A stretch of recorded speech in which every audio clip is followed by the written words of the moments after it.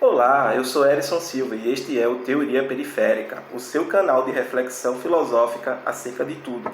Bem, como eu prometi no último vídeo, eu iria selecionar algumas questões de filosofia ou correlacionadas à filosofia para a gente analisar aqui, né, ver como é que foi e como é que foi trabalhada na prova do Enem, né, e essa é a proposta deste vídeo, certo?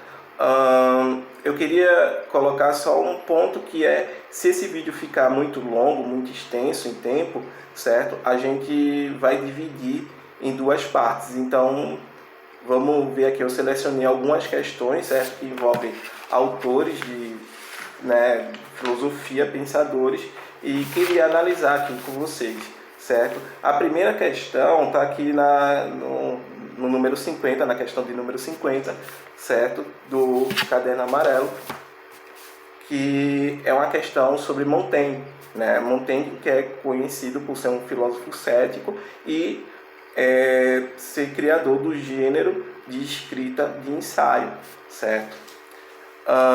Basicamente, se você tem essas duas informações, você já é capaz de responder essa questão. Então, vamos dar uma olhada, eu vou dar uma lida e aí eu vou comentando, certo, com vocês. Vamos lá. Montaigne deu o nome para um novo gênero literário. Foi dos primeiros a instituir na literatura moderna um espaço privado, o espaço do eu, do texto íntimo. Ele cria um novo processo de escrita filosófica, no qual hesitações, autocríticas, correções entram no próprio texto, né? O novo gênero de escrita aludido no texto é: letra A, confissões, que relata experiências de transformação. Não, né? Letra B, ensaio, que expõe concepções subjetivas de um tema, né? Letra C, carta, que comunica informações para um conhecido. Não, né? Porque os autores modernos eles trocavam cartas entre si, mas isso não foi a forma deles de produzir filosofia, certo? E de divulgar suas teorias filosóficas, certo? Ou eles divulgam através de meditações, tratados, certo? Ensaios, investigações, certo? Mas não através de cartas. Cartas eles discutem, debatem um conceito, uma definição, certo? Uma forma de se compreender uma teoria diferente, mas eles não, por assim dizer, divulgam as suas teorias através de cartas, certo? Letra D, meditação, que propõe preparação para o conhecimento. Não, né? Tipo, existe meditação na modernidade, o Descartes ele escreve meditações, certo? Só que este não é o gênero literário, né? Por assim dizer, a forma de escrita criada por Montaigne, ok? A gente aqui está focando no Montaigne, né? Certo? Letra E, diálogo, que discute assuntos com diferentes interlocutores. Não, né?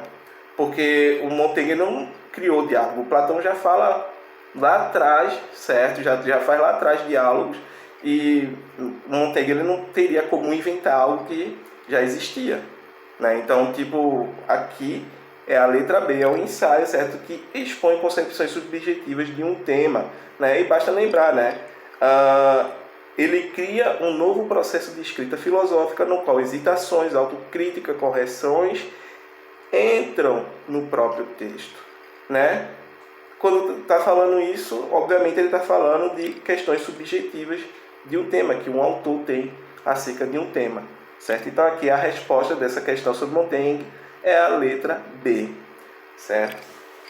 A gente vai para agora a questão de número 52, certo? Que é uma questão que correlaciona Fernando Pessoa e Merleau-Ponty, né? Que é um autor contemporâneo que é tido como continental, né? Um fenomenólogo, e a gente vai tentar compreender aqui essa questão, tá certo?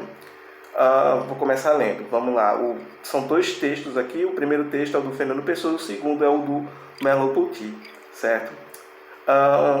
Texto 1. Os meus pensamentos são todos sensações.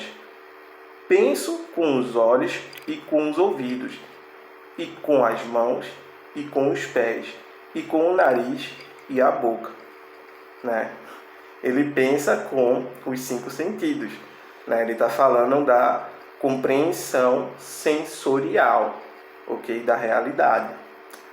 Texto 2. Tudo aquilo que sei do mundo, mesmo por ciência, eu o sei a partir de uma visão minha ou de uma experiência do mundo sem a qual os símbolos da ciência não poderiam dizer nada, né? Então, ele já está aqui mostrando que tipo, sei pela experiência, né? E mesmo de forma científica, a experiência é essencial para essa compreensão do mundo, para essa apreensão da realidade, tá bom? Então, aqui a gente vai ter o quê? Os textos mostram-se alinhados a um entendimento acerca da ideia de conhecimento, né? Numa perspectiva que ampara, que fundamenta, que justifica o quê? Letra A. Anterioridade da razão no domínio cognitivo? Não está falando de razão aqui, né? Eu penso com os sentidos, não está falando de racionalidade. Letra B. Confirmação da existência de saberes inatos? Saber inato aqui está sendo utilizado, tipo, eu já nasci sabendo, né? Desde antes de nascer eu já tenho isso como conhecimento? Não, né? Letra C. Valorização do corpo na apreensão da realidade. Sim, né? Eles estão falando exatamente da experiência da compreensão sensorial, né? Que aí passa pelos 5 sentidos: visão, audição, olfato, paladar e tato, né? Então, é disso que tanto o Fernando Pessoa quanto o Montaigne estão colocando aqui, certo? Mas vamos dar uma olhada nas outras duas alternativas, tá? Letra D. Verificabilidade de proposições no campo da lógica. Não, nem falaram em lógica, certo? Nem falaram em proposição, não falaram em nada disso, entendeu? Então não é letra D. Letra E. Possibilidade de contemplação de verdades atemporais. Também não, né? Porque se eles estão falando de sentidos, de experiência sensorial, né? Essas experiências elas se dão diretamente dentro, certo, do âmbito temporal e espacial. Não existe experiência sensível fora do tempo e do espaço, certo? Tudo que a gente percebe, tudo que a gente compreende com os nossos sentidos, certo? Que a gente apreende a partir dos sentidos, está dentro do tempo e do espaço. Então não tem como não tem como a gente contemplar verdades atemporais, certo? As verdades elas são necessariamente temporais e espaciais que a gente aprende com os sentidos, tá? Então aqui fica como letra C, que é a valorização do corpo na apreensão da realidade. Perfeito? Bem, vamos agora para a questão do Thomas Nagel, certo? Nagel, que é conhecido em filosofia da mente, né? É um grande autor contemporâneo, um grande pensador, né? E ele vai falar de diversas coisas, inclusive de que a gente não sabe, né, como é ser um morcego, a gente não sabe como é ser um outro animal que não seja um ser humano, porque o nosso aparato perceptivo e cognitivo, certo, é um aparato próprio de ser humano, não próprio de um morcego ou de qualquer outro animal. Então a gente não sabe como é perceber o mundo, né, a partir de outras perspectivas, certo? A gente só sabe como é perceber o mundo, compreender o mundo a partir da perspectiva humana, certo? Vamos dar uma olhada aqui. Será que as coisas lhe pareceriam diferentes se de fato todas elas existissem apenas na sua mente? Se tudo que você julgasse ser o mundo externo real fosse apenas um sonho ou alucinação gigante, de que você jamais fosse despertar? Se assim fosse, então é claro que você nunca poderia despertar. Como faz quando sonha? Pois significaria que não há mundo real no qual despertar. Logo, não seria exatamente igual a um sonho ou alucinação normal. E aí, será que estamos sonhando, né? E vamos despertar desse sonho em algum momento? Mas se a gente está sonhando, ou melhor, mas se a gente está sonhando agora, o que é que acontece quando a gente sonha? Porque de fato nós sonhamos e despertamos de sonhos, né? Quando estamos dormindo. Então, o Nagel está colocando aqui um ponto, né? Que tipo, talvez a gente esteja preso dentro dessa perspectiva, né? Dentro dessa forma de compreender a realidade, dentro dessa forma de julgar o mundo externo, certo? E esse, né, é o ponto que ele está colocando aqui, né? O nome do texto é Uma Breve Introdução à Filosofia, certo? Vamos ler o enunciado. O vizinho decidiu participar do vídeo, gente. Então, não posso fazer nada, eu vou continuar, certo? E se sair, vocês vão ter que aqui reclamar no vizinho do lado, certo? Apartamento 104. O texto confere visibilidade a uma doutrina filosófica contemporânea conhecida como, letra A, personalismo, que vincula a realidade circundante aos domínios do pessoal. Será? Falsificacionismo, que estabelece ciclos de problemas para refutar uma conjectura. Ele está falsificando o que aqui? Né? Onde é que ele está falsificando alguma coisa? Algum tipo de conhecimento? Não está, né? Letra C. Falabilismo, que rejeita mecanismos mentais para sustentar uma crença inequívoca. Não, né?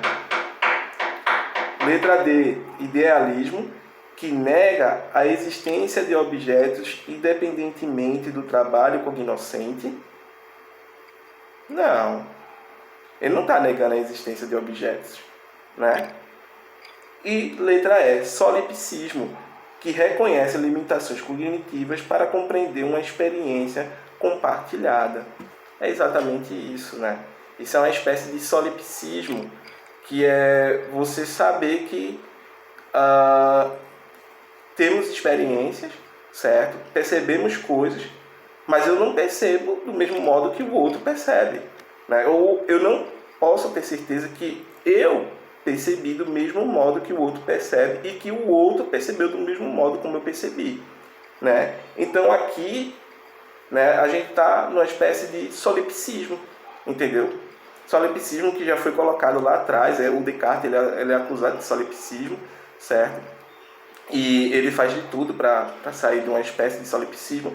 E o Nagel ele está trabalhando, certo, aqui exatamente esse solipsismo, que reconhece as limitações cognitivas para compreender uma experiência compartilhada, né? Como é que eu sei que, sei lá, as cores que eu percebo, né, o outro percebe da mesma forma que eu, né? E como é que o outro sabe que as cores que ele percebe da mesma forma que eu, né?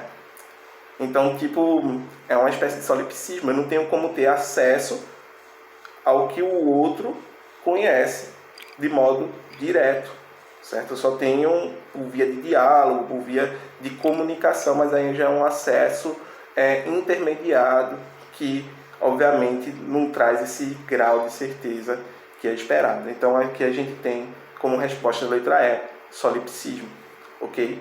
Bem, eu vou cortar esse vídeo, certo? A gente vai fazer outro.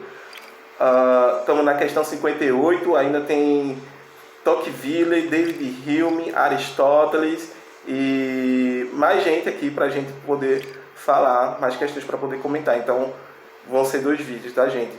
Por favor, se você gostou, compartilha, deixa o seu like, se inscreve no canal, ativa o sininho, certo? E participa aí da nossa vaquinha para que eu possa, por exemplo, quando estiver gravando, fazer os cortes nos vídeos, né? Tipo, o vizinho aqui, ele quis participar, né, desse vídeo. Espero que ele não queira participar dos próximos, certo? E ajuda aí na vaquinha, contribui que é para eu poder produzir vídeos melhores, certo? Cortando, fazendo edição, colocando aqui as questões para vocês acompanharem comigo, que vai ficar muito mais dinâmico e muito melhor de se compreender cada um dos temas, tá? Agradeço a atenção de todos e todas e até o vídeo que vai continuar esse. Perfeito? Obrigado.